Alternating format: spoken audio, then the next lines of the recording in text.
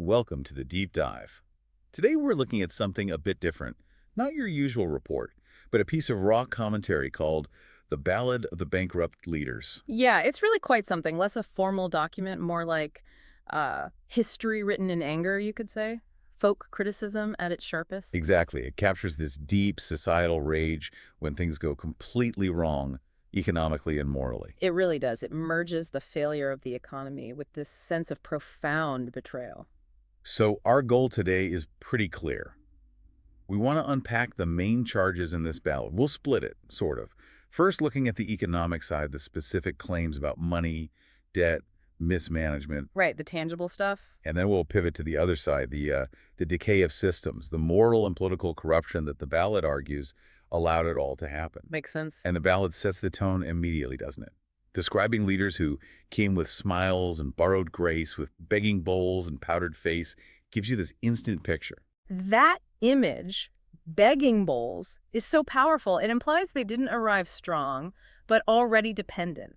Maybe putting on a show of humility. While hiding something else entirely. Precisely. Like the corruption was there from the start, masked by this performance. Okay, so let's dig into those economic accusations. Section I in our notes. The ballad talks about these initial destructive acts. They sold the flood, they stole the pain. What does that even mean, sold the flood? Well, selling the flood, it's evocative, isn't it? It suggests turning a crisis, maybe a natural disaster or public necessity, into a private profit center. Like privatizing water or power or even disaster relief. Exactly. Monetizing people's survival and stealing the pain that sounds like profiting from suffering that you were supposed to fix. It's incredibly cynical. And this gets worse when outside help arrives, according to the text. There's this specific part about foreign aid. Ah, yes. The world sent gold for shattered shores. They built no homes. That's the key line. Instead, the aid opened doors for foreign loans and hidden trade. Right. So the accusation isn't just that they pocketed the aid, though that might be implied. It's that they used those relief funds essentially as seed money or collateral. To get more loans. Exactly. Turning humanitarian aid into a mechanism for increasing national debt while also enabling hidden trade, probably illicit deals, corruption, benefiting only a select few. So instead of rebuilding, they were building debt and maybe their own fortunes. That's the charge. And Okay. to cover this up, they had to create an illusion of success. Which brings us to, they printed dreams and called it growth. Sounds like cooking the books, or maybe just rampant inflation presented as progress. It could be both. Printing money, manipulating statistics, creating dreams on paper while the reality's falling apart. And the line about stealing even sacred dimes. That feels different. More personal, maybe. It suggests the theft went beyond just the state budget, maybe pension funds, religious charities, things people hold truly sacred. It makes the violation feel much deeper, more personal, like you said. Then there's this focus on one particular act, one leader. He sold the bank, he sold the creed, and signed the ruin with holy speed. Yeah. Selling the bank, why is that singled out as the ultimate ruin? Selling the central bank or the main national bank, that's often seen as the final surrender of economic control. You're handing over monetary policy, maybe national reserves, to outside forces or private interests. Total loss of sovereignty, basically. Pretty much. And selling the creed alongside it implies they didn't just sell an asset. They sold out the nation's core principles or values in that deal, all done with holy speed, suggesting a rushed, almost frantic betrayal. And the result of all this, selling, borrowing, printing, it adds up. The ballad gives a number. A huge number, 11 trillion debts they made. 11 trillion. It's hard to even conceptualize. It's not just debt. It's like mortgaging generations to come. Absolutely. A debt that large basically means all the nation's energy goes into just paying the interest, but the ballad adds another layer. The psychological one. Yeah, it says they buried to the rest they planted. Buried 2 trillion, maybe, to make the official number look smaller. Could be. Hiding part of the debt. Yeah. And the rest, they played with it like it was casino money, not the national treasury. So it wasn't incompetence, according to the ballad. It was deliberate recklessness, gambling. That's the clear accusation. Calculated destruction, sell assets, misuse aid, fake the growth, gamble the debt.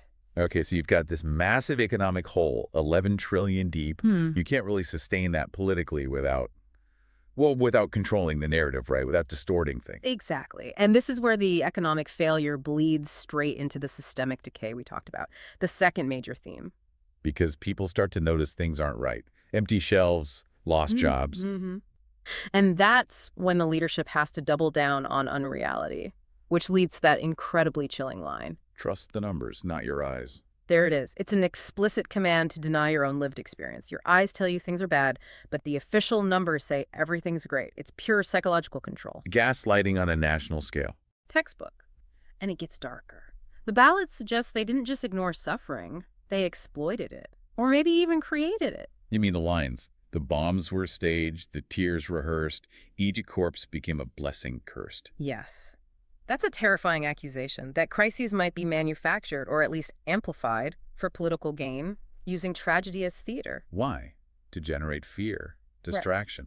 Both, probably. Fear makes people look for a strong leader, even a failing one. It says, they danced on graves and bowed to fear, the ballots bloomed, the kings appear. Crisis becomes the path to re-election. Secure power no matter the human cost. That's the implication. And this decay spreads. It has to infect the institutions meant to provide checks and balances. Like the justice system, the ballad is brutal on that point. The justice men unsealed the gate to free their lords and bind the state. It suggests a complete breakdown of the rule of law. Justice becomes selective. The lords, the allies of the regime, they get freed, they get immunity. Well, the state itself gets bound. What does that mean? It means the state is paralyzed, unable to act impartially or enforce its own laws against the powerful. The law becomes a tool for the elite, not a protection from them. So the powerful walk free, the state is crippled, and meanwhile, what about the leaders themselves? The ballad paints a picture of their lifestyle. Oh yeah, the contrast is stark. While kings on bicycles turn to gold, their wheels still shining, their hearts still cold. Kings on bicycles, that's an odd image. It is, isn't it? It's almost absurdly mundane, like they don't even need grand carriages anymore. They can get rich just riding a bike. It emphasizes how detached they are, effortlessly accumulating wealth, turned to gold, while remaining completely indifferent, hearts still cold, to the surrounding ruin. Effortless accumulation amid national collapse. Precisely. And when all else fails, the economy's wrecked, the courts are compromised, the lies are wearing thin, what's the last resort? The final refuge. Patriotism. Yeah. The ballad says, every thief a patriot calls. Exactly. It's the ultimate hypocrisy, isn't it? When they have no legitimacy left, they wrap themselves in the flag. They try to fuse their own survival with the nation's identity. Speak of heaven, sell the land. Perfect summary. High-minded rhetoric covering up the ultimate betrayal. And then comes that final, visceral image. The one that sticks with you. They wave the flag with bloody hand. Yeah. It just encapsulates everything, claiming patriotism, holding the national symbol, but stained with the blood of the suffering they've caused.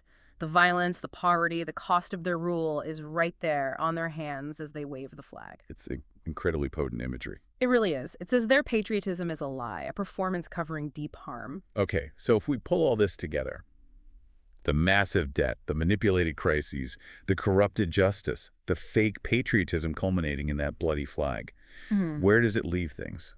It leads inevitably to the public reaching a breaking point. The ballad describes the debt itself almost like a living thing. The loans grew tall like jungle vines, strangling the nation. Choking the life out of it. Yeah. And that physical financial pressure combines with the moral outrage. The ballad says, let broken dreams and hunger merge. That's a powerful line. The spiritual disappointment and the physical need finally coming together. Yes. It's not just complaining anymore. It's a unified force born of shared suffering and betrayal. People are done being passive. Which leads to the final lines. It's not a request. It's something else. It's an ultimatum, a demand for final settlement. The people see themselves as having already paid the price for the leader's actions through their suffering. So the relationship flips.